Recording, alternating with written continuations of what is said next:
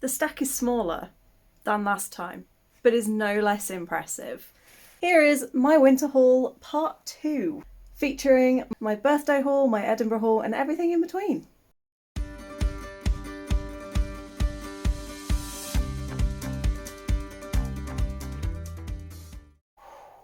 Okay. So yeah, we have a few more books to go through. As you know, I had Ren from the Reading Ren, who is my incredible life partner, staying with me over Christmas, New Year and my birthday. Inevitably, we're both bookish people. We bought lots of books, and it was also, obviously, we were treating each other for Christmas, and then it was my birthday, and Ren kind of went crazy, spoiling me. This is the final part, though, of my winter haul. If between filming, I'm filming this kind of like mid-February, so if between filming and editing at the end of February, I have bought more books, which I really hope I don't. But if I have, I will insert a little clip now. And I'm really hoping you just got a couple of seconds of me standing there staring at the screen like an idiot, because I really, really, really do not want to be buying more books. Pre-orders exempt, but I think I've got all my pre-orders through for February now. I'm not going to talk about ARCs, I'm literally talking about books that I have personally bought, because if I talk about ARCs I will be here forever. But I have uploaded a video that is going through all of the NetGalley ARCs that I currently have, although that is also going to be a part 1, because literally 2 days later I had more books to go through. But I have uploaded that by now, so if you want to see what ARCs I got, go check that out. Otherwise, this is the stack. Starting off with our trip to the town of Wall. This is a small village near where I live where they have a Roman ruin site, and just in the car park they also have an old phone box that has been converted into a little free library. So I donated a bunch of books and I had a quick look and I managed to pick up 2. The first one is Thames Street. This is a post-apocalyptic, like dystopia. Catastrophic flooding has breached the Thames barrier. As Londoners fight to escape the remains of their city, a group of neighbours must band together for survival. And it has a whole bunch of authors who have come together to write this. I think it's like they each wrote a chapter.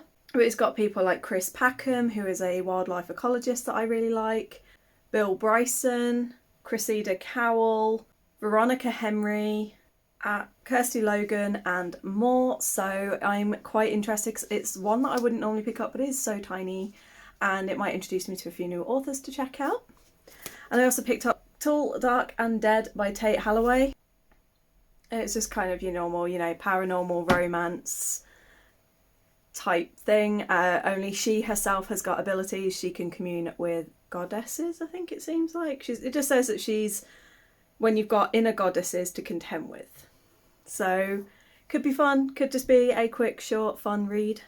Then I was very, very, very fortunate to be invited to be accepted onto Tandem's read-along for Strong Female Character by Fern Brady. This is her own memoir and her experience of autism and being diagnosed as an adult in her own words. It was raw, it was brutal, I loved it. My first 5-star read of the year, and immediately has gone onto this shelf just down here that you can't see, which is part of this centre column is all my favourites and special editions, and this went straight onto the favourite shelf. It was so good. The final one that I had that before we went to Edinburgh was The Secret Life of the Uncool Mum. This is again on a group that I'm on Facebook, where we can, every Wednesday they do Wishlist Wednesday, so you post your Amazon wishlist and if someone is really lovely enough they will buy you a book from it. When I can afford to gift somebody I do it, and I have been very fortunate that I've twice now had people gift me, and this is one of the ones that I was gifted, so thank you very much to Charlotte for this. Then we had Edinburgh and my birthday. Books galore happened on this trip. I'm going to start off with the birthday book haul, so I can say my thank yous, etc. And then the rest of the video will just be the books. I've got one that was gifted from somebody else, and then the rest are literally all from Ren and where we went crazy while in Edinburgh. The one that is from someone is The Bookshop and the Barbarian by Morgan Stang. This is from Shah from Thoroughly Enjoyed Books.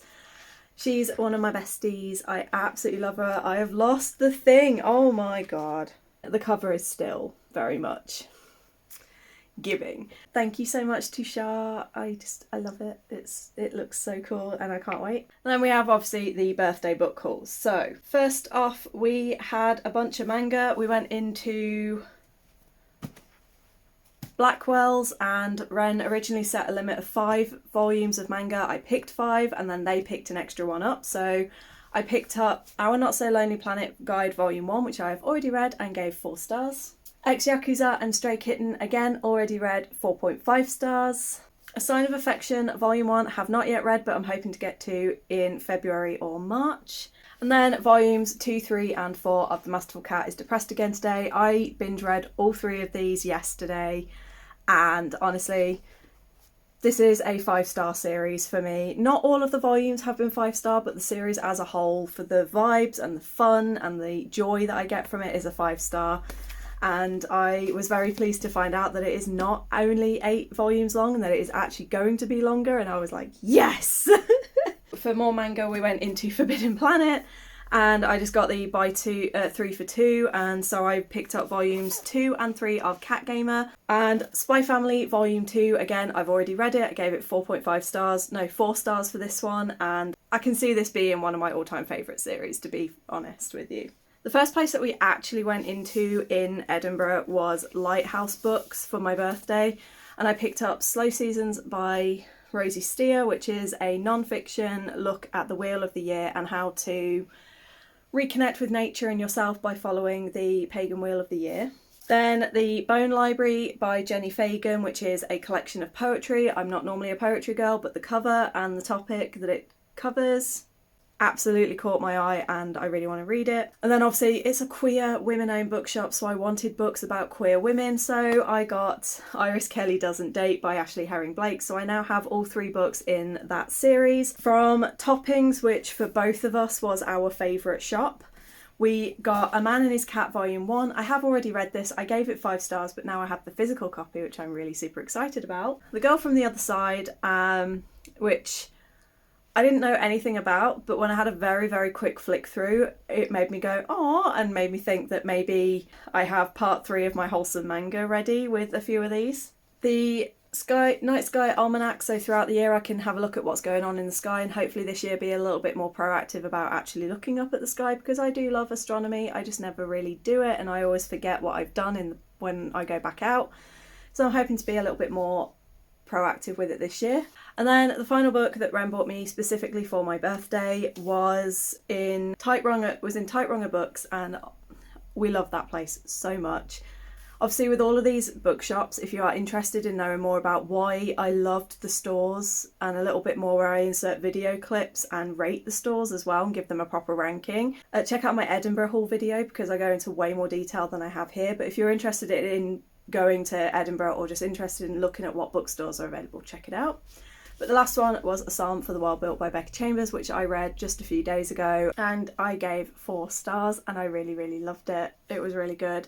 Had a couple of things that I didn't like so much, but again, if you are interested to know more thoughts about what I felt and what I went through reading this, then please check out the vlog that I did for Phase and Gaze Readathon. While we were in Edinburgh, I did pick up a few books for myself. I got the Yakuza's Guide to Babysitting Volume 1 from Waterstones. I then got Crucible of Chaos by Sebastian de Castell. We all know that I have fallen in love with the Greatcoats series. This one follows on from the Greatcoats, and it's linked into the Greatcoats world. So I think I'm going to love it. We shall see. Then I got Sensory Life on the Spectrum, graphic novel all about living life with autism. It has 30 contributors or 40 contributors. And I have read it, I gave it 4.5 stars, and have now got a whole bunch of new artists that I want to follow. And then the final 2 that I picked up in Edinburgh were from Armchair Books, which honestly, the story itself did not enjoy, would never go back, but I at least did pick up 2 things, and I got The Graveyard Book by Neil Gaiman and Your Name Volume 1. It was a very manga heavy trip, to be honest. I picked up so much manga while Ren was here, but I've read quite a lot of it already, so it was worth it.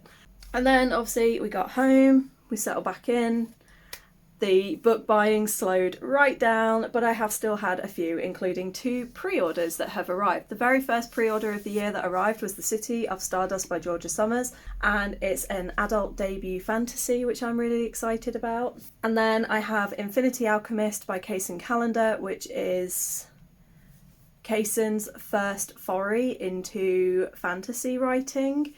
And it's got trans rep, it's got poly rep, it's got various different types of rep, and it's all about alchemy and magic, and I am really excited for this one. And look at the sprayed edges. Woohoo! I wasn't expecting those. I've then made a little agreement with myself. I really struggle to get out of the house to go to appointments and things because I either forget that they're a thing, or I get to the day and I just feel so anxious about leaving the house that I would rather cancel the appointment and not go. And I also struggle with the whole concept of go out and just like go out for some fresh air. In my brain I'm like, but why? What is the reward for doing that?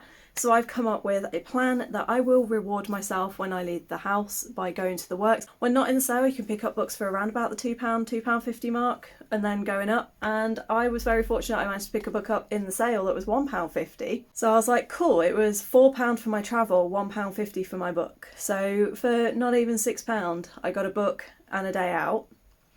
So I picked up The Problem with Perfect by Philip William Stover. And it's basically a style icon goes missing, so his manager gets his twin to take his place and then starts to fall for the twin. And then the final 2 that we have the one and only audiobook that I've picked up recently, and that was my pre-order of House of Flame and Shadow. Book 1 I absolutely loved, thought it was going to be one of my all-time favourite series. Book 2 was absolute trash, I hated it, and I cannot stand the fact that it's gone multiversal, but I've said I will at least give House of Flame and Shadow a fair chance, if for no other reason than Rune and Ethan. And then the very final one, Amazon, if you have like an Amazon Prime subscription, which I currently do, every month you get access to their first reads, which are a bunch of books that they've picked out that aren't due to release until the following month, and you get access to one of them for free. And so I had a quick look and I saw one that I thought was really cool, and this is The Love Code by Susanna Nix, which is a series of books that she'll be releasing centred around women in STEM, and it's also romance. But it did look interesting, and I do want to read more books that feature STEM and women in STEM, especially as 3 of the readathons that I'm taking part in this year all have STEM somewhere in the prompts. So yeah, that is part 2 of my winter haul. There were quite a lot of books, but nowhere near as many as the first time round, I'm happy to say. It was so lovely having them here. It was lovely getting to spend that time and to like fawn over books, and now I have even more beautiful books to fawn over on my shelves. Even if I now also do not have any more room, even though I've upgraded to a bigger shelf in my bedroom, I've already filled it. So I think one of my goals next year is going to, or even I might add an extra goal, is to make it so that I never overflow. We shall see how that goes. Let me know in the comments if you've procured any books recently and which have been your favourites, if you've read any, or which are you most looking forward to getting to. Don't forget to like and subscribe if you want to get more content from me, and I hope you're all good, I hope you're staying safe, and until next time.